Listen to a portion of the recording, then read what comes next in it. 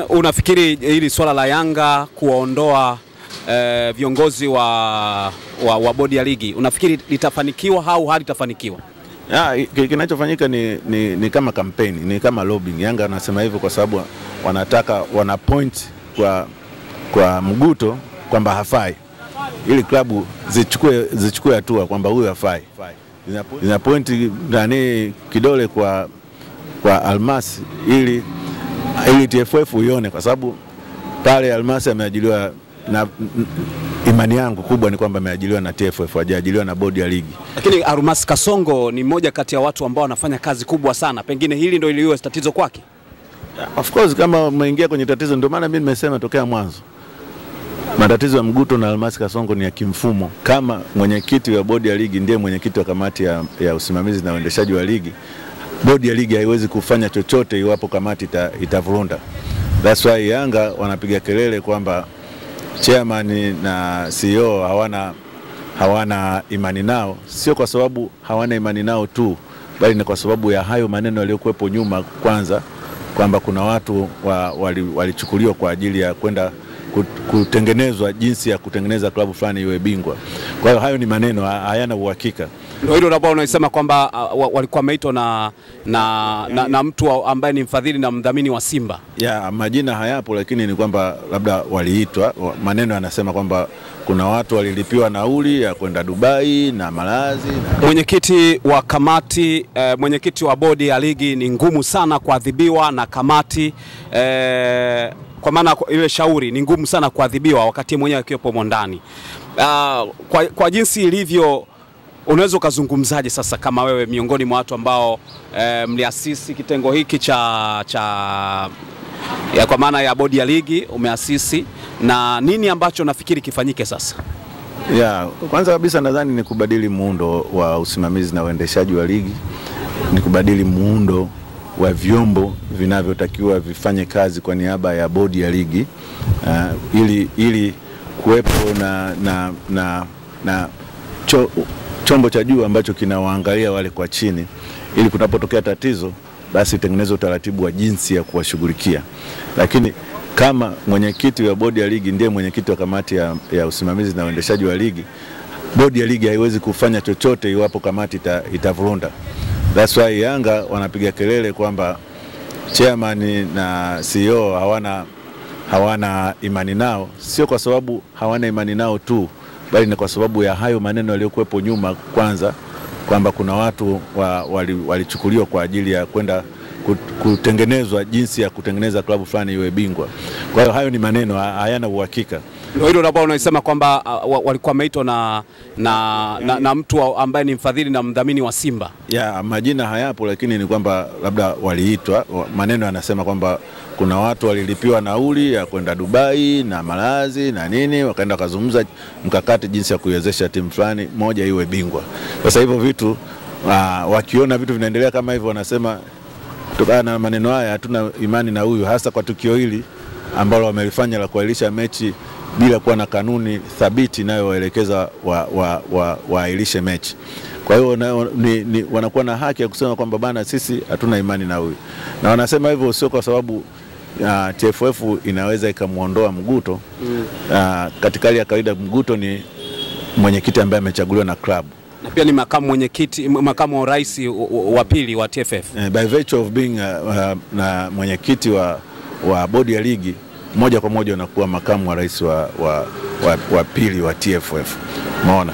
Kwa hiyo katika hali hiyo inakuwa ni ngumu sasa mwenyekiti kujiadhibu mwenyewe ndani ya bodi, mwenyekiti kumwadhibu ofisa mtendaji mkuu ndani ya bodi. Kwa ni lazima chombo kingine ambacho ni sasa wasimamizi wa mpira sasa wafanye uamuzi, ambayo inaondoa ile independence ya bodi ya ligi. Kwa hiyo ni lazima bodi ya ligi ikae chini ifikirie tutatengeneza mfumo gani ambao hautamhusisha mwenyekiti na ofisa mtendaji mkuu kwenye maamuzi ya ligi, ili kuwepo na watu ambao wanaiangalia kwa nje, wanaiangalia kwa juu kwamba bodi inafanya hivi kwa niaba yetu. Wanapokutana bodi wanaangalia, bwana, kamati ile ilifanya vizuri, ile ilifanya vizuri, kwa nini tubadili wajumbe? Tunabadili wajumbe kulingana na utashi wa wakati huo. Kwa hiyo moja kabisa, kitu cha kwanza kabisa ni waangalie mfumo wa uendeshaji. Kwa hiyo unafikiri utawezekana? It is very possible.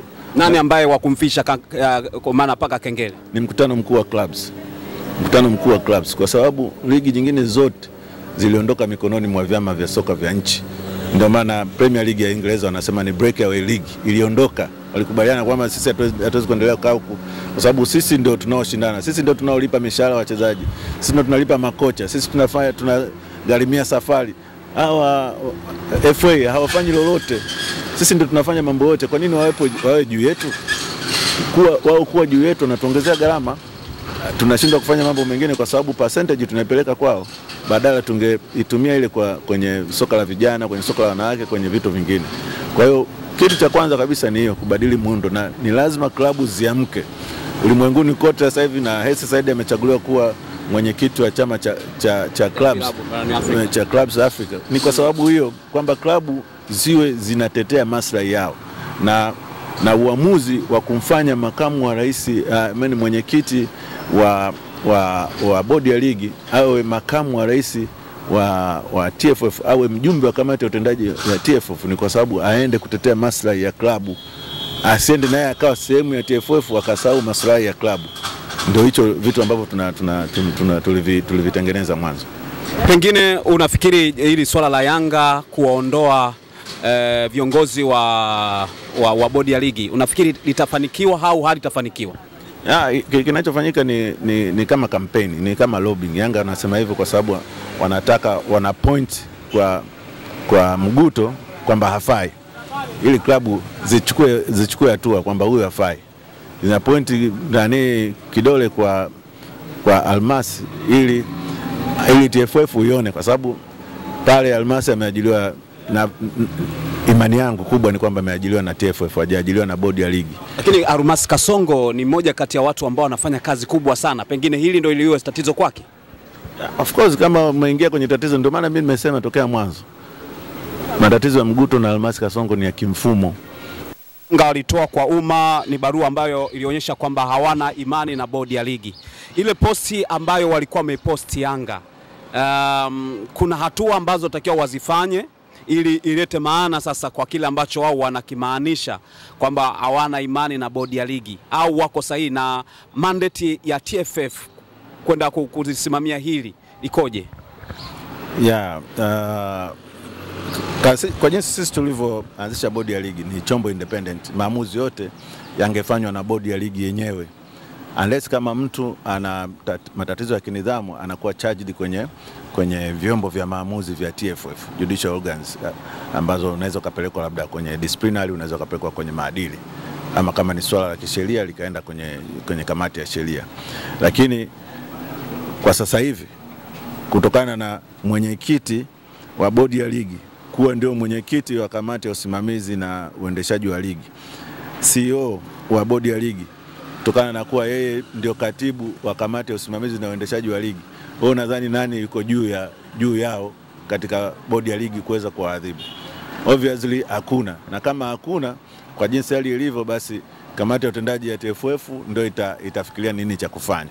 Lakini katika hali ya kawaida, kwa chombo huru, ilitakiwa kuwe na kamati ya ligi chini, mwenyekiti na katibu wake wasijihusishe nayo kabisa, maamuzi yafanywe huko, then kama kuna nini ambaye, kama kuna ukiukwaji wa maadili au matatizo ya kinidhamu ama nini, basi bodi ya ligi washtaki wale wajumbe kwenye kamati za TFF, lakini sio TFF ndio iamue kuwachukulia hatua. Na kwanza ni ngumu sana kwamba makamu mwenyekiti wa TFF makamu wa rais wa TFF waende kuadhibiwa tena. Yani itakuwa ni kitu cha ajabu, ingaje it is very possible, kwa sababu hata rais anaweza kaadhibiwa na kamati ya maadili au ya nidhamu, lakini kwa utamaduni wetu it is very impossible. Na ndio maana mimi sitaki kujikita kwenye kanuni wala nini. Kama wale ndio viongozi wa juu wa bodi, alafu wanashiriki kwenye maamuzi ya kila siku, ni tatizo la kimfumo. Maana hilo lingeweza kuwepo hata bila wenyewe kuwepo, lingeweza kuwepo hilo tatizo bila nani zao kuwepo pale.